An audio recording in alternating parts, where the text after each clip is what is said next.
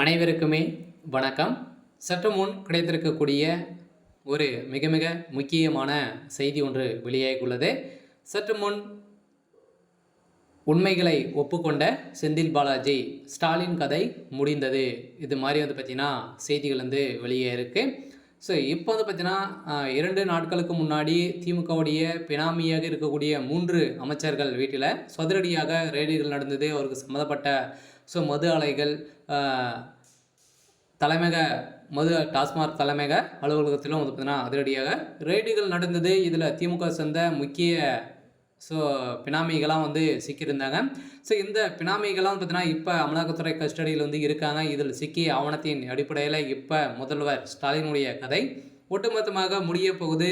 இந்த நிலையில் திமுகவுடைய தலைமையகம் ஒரு மிகப்பெரிய கேள்விக்குறியாகவே மாறி இருக்கு. இந்த செந்தில் பாலாஜி கொடுத்த வாக்குமூலத்தின் அடிப்படையில் இப்போ கோபாலபுரம் நடுத்தேர்வுக்கு வரதுக்கான வாய்ப்புகள் இருக்குது.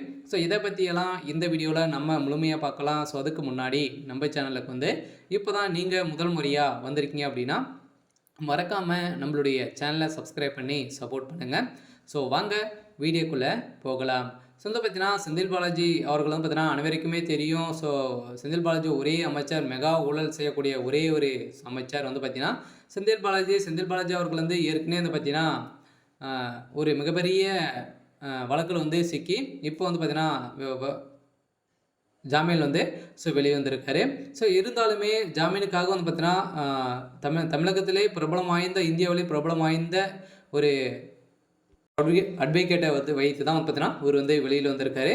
1 மணி நேரத்துக்கு பார்த்தீங்கன்னா அவர் 10 லட்சம் வாங்கக்கூடிய அளவிற்கு ஒரு அனுபவம் வாய்ந்த ஒரு வக்கீலாக தான் இருந்திருக்கக்கூடிய நிலையில் இதன் அடிப்படையில் தான் பார்த்தீங்கன்னா இப்போ இவரை வச்சு வெளியில் வந்திருக்கக்கூடிய நிலையை உருவாகியிருக்கு. இருந்தாலுமே இப்போ செந்தில் பாலாஜி அவர்கள் சம்மந்தப்பட்ட இடங்களிலும் அவருக்கு நண்பர்கள் வீட்டில் 10க்கும் மேற்பட்ட இடங்களில் சோதனை நடந்தது. இந்த சோதனையின் அடிப்படையில் திமுக சார்ந்த முக்கிய புள்ளிகள்லாம் சிக்கியிருக்காங்க. பார்த்தீங்கன்னா அமைச்சர் செந்தில் பாலாஜி, ஜெகத் ரக்சகன், ஏவா வேலு சம்மந்தப்பட்ட மூவருமே ஒரு கூட்டு களவாணிகளாக தான் இருந்திருக்காங்க.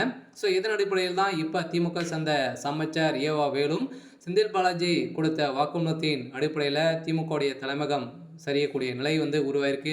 முதல்வர் ஸ்டாலின் அவர்கள் கதை ஒட்டுமொத்தமாக முடிய போகுது. ஏற்கனவே பாஜக எப்போ வாய்ப்பு கிடைக்கும் அப்படின்ற மாதிரி எதிர்பார்த்து வந்திருந்த நிலையில் தான் இந்த 3 பினாமிகளை தூக்கக்கூடிய நிலை போட்ட டார்கெட்டின் அடிப்படையில் தான் இப்போ செந்தில் பாலாஜி மாட்டி சிக்கியிருக்காங்க. அதே மாதிரி தான் ஜெகத் ரக்சகன் ஒரு பெரிய பினாமியாக இருக்கக்கூடியவர் தான் ஜெகத் ரக்சகன். இவரும் சிக்கியிருக்காரு.